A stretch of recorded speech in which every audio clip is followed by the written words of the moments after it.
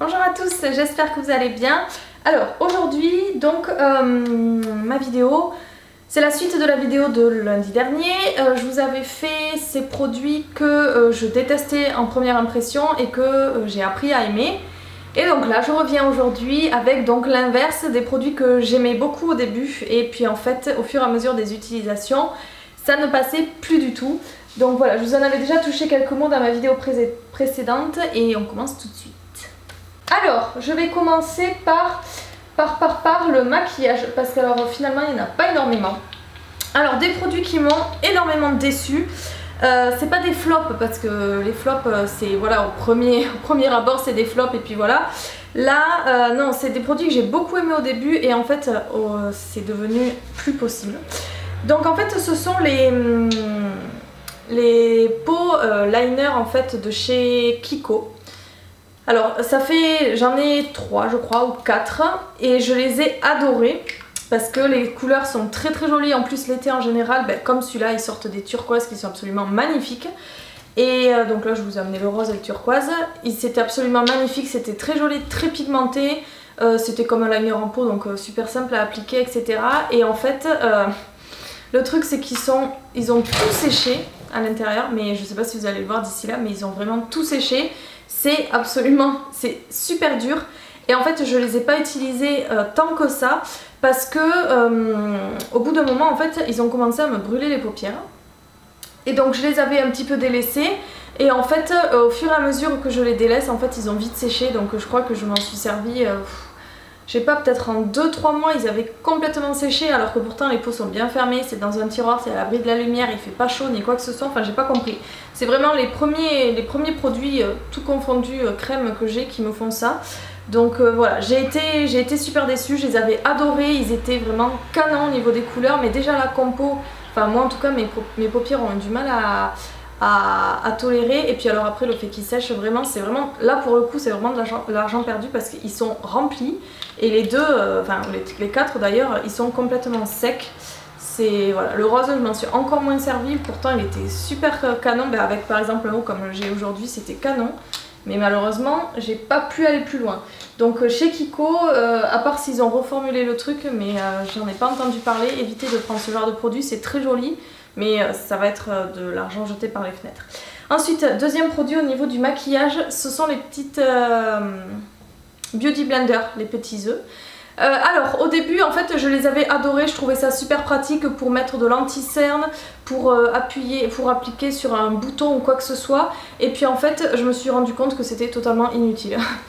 Voilà, parce que en fait au début je crois que pendant 2-3 mois je les avais bien utilisés, voilà je le prenais spécifiquement pour l'anti-cerne, enfin pour l'anti-cerne avec ce côté là et pour un bouton avec le petit bout pointu ça faisait largement l'affaire, sauf qu'en fait le truc c'est que quand il gonfle il est un peu plus gros et que finalement vous vous en sortez tout aussi bien avec le Beauty Blender classique pour faire tout votre visage. Donc voilà, en fait j'en ai 2 que je n'utilise plus depuis des mois parce qu'en fait je fais tout avec mon Beauty Blender classique et voilà, ça me plaisait au début et puis en fait non pas du tout, ça sert à rien. Donc du coup voilà, pour vous éviter un achat, c'était pas génial. C'était pratique au début mais en fait vous en avez clairement pas besoin. Donc voilà, après ça reste Beauty Blender, c'est la même qualité, si vraiment ça vous intéresse, c'est la même qualité que les éponges classiques. Donc voilà, il n'y a pas de souci au niveau de la qualité, c'est vraiment pas ça qui m'a déçue mais en fait ça sert à rien. Ensuite un autre produit et là je suis dégoûtée parce que j'en avais entendu tellement de bien et en fait c'est la No Color Powder de chez RCMA. Je suis dégoûtée de la mettre dans cette vidéo mais en fait un peu comme la Beauty Blender elle me sert à rien en fait. C'est une poudre en fait de fixation qui est sans couleur, qui ne contient pas de pigment, pas de parfum, qui ne va jamais altérer votre fondation, votre fond de teint ou votre couleur de peau ni quoi que ce soit, donc en gros elle s'oxydera pas ni rien et dedans il y a du talc. Et en fait vous en avez sûrement entendu parler si vous regardez les youtubeuses surtout américaines, vous en avez sûrement entendu parler parce qu'elle a été ultra popularisée l'an dernier par Kathleen Lights.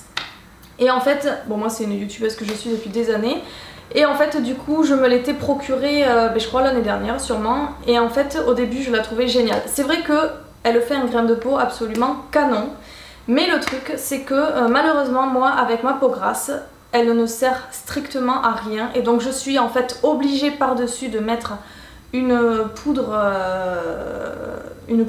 matifiante en fait, qui va altérer du coup la beauté de son effet, enfin de son rendu. Donc en fait du coup ça ne sert strictement à rien. Je ne peux pas l'appliquer sur le visage classique puisqu'elle ne matifie rien du tout. Et donc voilà, c'est sûr que sur un fond de teint, par contre si vous n'avez pas de problème de peau grasse ni quoi que ce soit, sur un fond de teint elle est absolument canon.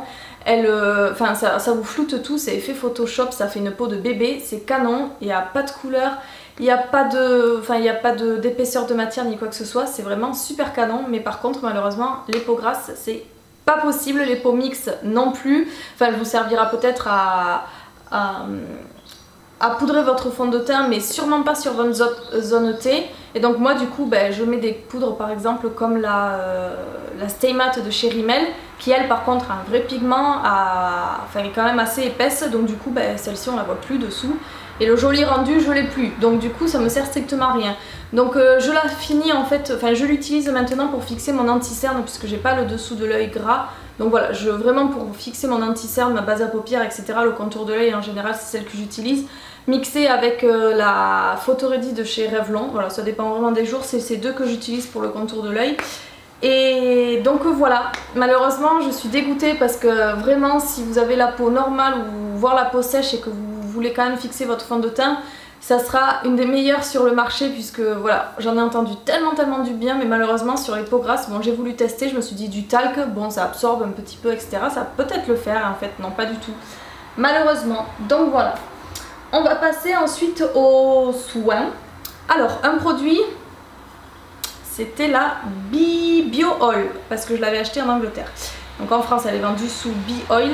Et donc en fait c'est une huile, alors la compo vaut mieux pas la regarder, mais c'est une huile qui est faite pour les vergetures, les peaux déshydratées, les cicatrices, etc. Tous les petits problèmes de peau dans ce style là. Donc alors en fait je l'avais acheté moi pour mes cicatrices de boutons. Elle n'a été d'une efficacité rien du tout. Et en fait au début je l'avais bien aimée parce que elle avait amélioré un peu l'aspect de la peau. Mais du coup en parallèle c'était un peu controversé. Parce que du coup la compo est tellement merdique qu'en fait il faut vraiment vous l'appliquer sur la cicatrice en question. Parce qu'après ça risque de vous provoquer des boutons ou quoi que ce soit. Parce que vraiment la compo... c'est Cracra de chez Cracra. Donc du coup voilà, il vous recommande quand même, en général les avis vous recommandent de ne pas l'utiliser sur tout le visage, puisque clairement ça va pas être très joli, ça va vous boucher les pores etc. Et c'est en fait comme une base en silicone, ça va vous faire le même effet. Donc voilà, donc sur les cicatrices moi rien du tout. Par contre je trouvais qu'elle avait rendu ma peau un petit peu plus belle, surtout moi sur l'arrière des joues etc, c'est là où j'ai le plus de cicatrices. Donc ma peau était plus belle, mais en même temps ça m'a fait des boutons, c'était n'importe quoi. Donc du coup voilà, au début je l'avais bien aimée parce que elle était... je trouvais qu'elle rendait ma peau plus belle, parce qu'en plus c'était fait pour les peaux déshydratées, les peaux... pour tout ce qui est rides etc. Mais bon en fait c'est le revers de la médaille, la compo est tellement merdique que c'est pas... vaut mieux finalement s'en passer. Et puis voilà, peut-être effectivement en étant enceinte pour éviter les vergetures ça va vraiment nourrir votre peau etc. Et bon là vous n'avez pas de soucis de boutons ni quoi que ce soit. Donc peut-être qu'effectivement ça sera plus efficace, mais en dehors de la grossesse en général vaut mieux pas l'utiliser sur votre visage. Et c'est dommage parce qu'elle fait vraiment une jolie peau, mais vaut mieux pas. Ensuite un produit que j'ai beaucoup aimé et que je ne peux plus, c'est l'huile prodigieuse de chez Nuxe. Donc je crois que celui-là c'est mon 3e flacon. C'est une huile que j'aimais énormément, que j'utilisais très souvent l'été. Et en fait je sais pas si c'est la compo qui a changé ou quoi que ce soit, mais en fait je trouve maintenant qu'elle colle. Elle colle et je trouve qu'elle déteint beaucoup sur les habits. Donc alors la version or, parce que la version huile sèche j'adore l'utiliser, mais la version or moi c'est celle que je trouvais très jolie. Et alors je me souviens qu'il y a 4-5 ans j'adorais ce produit, j'avais pas de soucis sur les vêtements où j'avais pas cette sensation qui colle. Donc je sais pas s'il y a quelque chose qui a été modifié, dites-moi le en commentaire, mais en tout cas maintenant je peux plus. Il est assez plein quand même ce flacon et je peux plus l'utiliser. Je trouve que c'est importable. Si c'est vraiment très désagréable, il suffit qu'il fasse chaud, ça colle. Après avec la sueur, etc. C'est pas très... Mais avec la sueur, ça fait des espèces de plaques de paillettes. Enfin, c'est atroce sur les hauts, surtout que vous ayez, si peu que vous ayez un petit haut assez joli ou enfin bref, peu importe, sur du coton, je sais pas si ça se verra, mais que vous ayez un petit haut, ouais, en soie ou quelque chose comme ça, léger pour l'été, les petites blouses, machin, ça va vous ruiner le truc, si peu qu'il soit clair, alors là c'est mort. Donc voilà, je sais pas. Écoutez, c'était un grand favori, et puis là, voilà, c'est plus possible. Ensuite, un autre produit que j'ai beaucoup aimé au début, et puis en fait, je me suis rendu compte que non. C'était le shampoing sec de chez Aussie, donc le Miracle Dry Shampoo. Donc moi j'avais pris le vert. Je sais pas d'ailleurs s'il y a plusieurs couleurs pour les shampoings secs de chez Aussie. Alors je l'ai trouvé très efficace, mais en fait c'est pareil. Je trouve qu'il colle beaucoup. En fait le souci c'est que il fait pas de poudre blanche ni quoi que ce soit. En fait il dépose un espèce de petite... c'est un peu humide en fait, comme si vous aviez déposé de la laque, c'est exactement ça. Donc c'est ce qui vous donne le volume effectivement, puisque bon c'est pas que du shampoing sec, ça vous donne aussi du volume. Et bon bah ça vous quand même, ça absorbe un petit peu l'excès de sébum, mais en fait c'est cette substance collante qui est assez dérangeante. Si vous en fait c'est pour ça que je l'aime plus trop, je l'utilise plus trop, parce qu'en fait si vous arrivez à bien l'utiliser, si vous avez du temps devant vous et quoi que ce soit, ça va être sympa l'utilisation, vous allez avoir vachement de volume, il va absorber le sébum, etc. Mais par contre, si vous vous chiez pour X raisons, parce que vous n'avez pas secoué, parce que vous étiez trop près, parce que vous n'avez pas eu le temps de bien laisser poser, etc., c'est un enfer. Ça vous dépose une espèce... Ouais, cet aspect collant va rester, ça va vous faire des cheveux dégueulasses, super crades en fait. Donc autant les laver pour le coup. Et du coup, ouais, ça va pas du tout être agréable, ça va pas partir le soir avec un coup de peigne ou de brosse ou quoi que ce soit. Donc en fait, du coup, voilà, je vais délaisser les shampoings secs de chez Aussie, je vais revenir chez Baptiste qui eux ne donnent pas du volume en plus, mais par contre au niveau de la poudre, au niveau du dépôt, au niveau de... pour vraiment l'excès de sébum, ils sont absolument parfaits. Donc voilà, le côté volume était intéressant, mais finalement voilà, faut pas vous louper. Et bon bah il y a plus de contraintes en fait, parce que voilà, le matin vous n'avez pas le temps de vous les laver. Vous mettez ça et finalement en fait ça vous ruine votre cuir chevelu, vous êtes obligé de vous attacher, enfin vous allez perdre un temps fou. Donc voilà, c'était pas génial au début, je l'avais adoré. C'est vrai qu'il est canon les fois où je réussis, et puis les fois où je réussis pas pour je ne sais quelle raison, c'est un enfer en fait. Donc je préfère m'en passer. Et ensuite le dernier produit, alors là j'ai besoin de vous parce que franchement je sais pas quoi faire.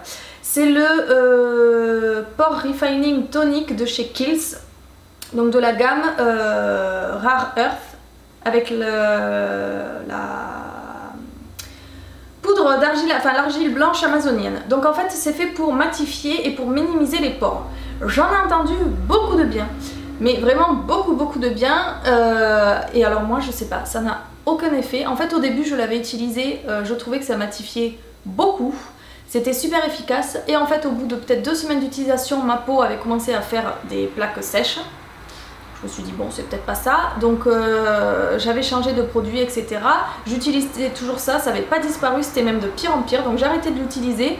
Et en fait mon sébum est revenu, mais alors du coup je sais pas du tout comment l'utiliser. Alors moi je le mettais, en fait je me nettoyais le visage le matin avec un gel nettoyant classique, et je me passais cette lotion par-dessus, et après je tamponnais avec un coton puisque ma peau était propre, donc je frottais pas. En fait c'est ce qu'ils disent en fait, de tamponner avec un coton, et après j'appliquais ma crème de jour. Donc je ne sais pas comment vous l'utilisez, je ne sais pas, je sais pas, est-ce que c'est trop fort, est-ce que vous aussi ça fait ça, est-ce que vous l'utilisez avec parcimonie, c'est-à-dire une fois tous les 3 jours, etc. Je sais pas. Je l'ai adoré au début, c'est sûr qu'il est hyper efficace, mais après du coup je l'ai un peu délaissé, j'ai peur de retenter l'expérience et que ça me ressèche la peau, parce que c'était vraiment affreux. Du coup après j'avais un excès de sébum qui était 1000 fois pire, c'est normal d'ailleurs. Donc du coup voilà, je suis un peu sur ma faim, surtout qu'en plus le truc il est rempli, hein, mais je sais pas. Dites-moi si vous l'utilisez, si vous avez vu des revues ou quoi que ce soit, si vous connaissez quelqu'un qui l'utilise pour aller voir ses vidéos. Dites-moi-le en commentaire, parce que ben voilà, je suis un peu... je l'utilise plus, je comprends pas, je sais pas. Donc du coup voilà, et bien écoutez, c'est mes petits produits que j'ai aimés au début et que finalement en fait non. Non. Et il y a juste, je reviendrai sur celui de chez Kiehl's. Parce que si vous avez la solution, effectivement, je continuerai à l'utiliser, il n'y a pas de souci. Mais après les autres par contre c'est non, c'est un non définitif et voilà. Bah écoutez, j'espère que cette vidéo vous a plu, je vous remercie d'avoir regardé. On se retrouve très vite dans un article donc sur le blog en fin de semaine et lundi prochain en vidéo. Salut! A couple rebel Top Gun pilots flying with nowhere to be.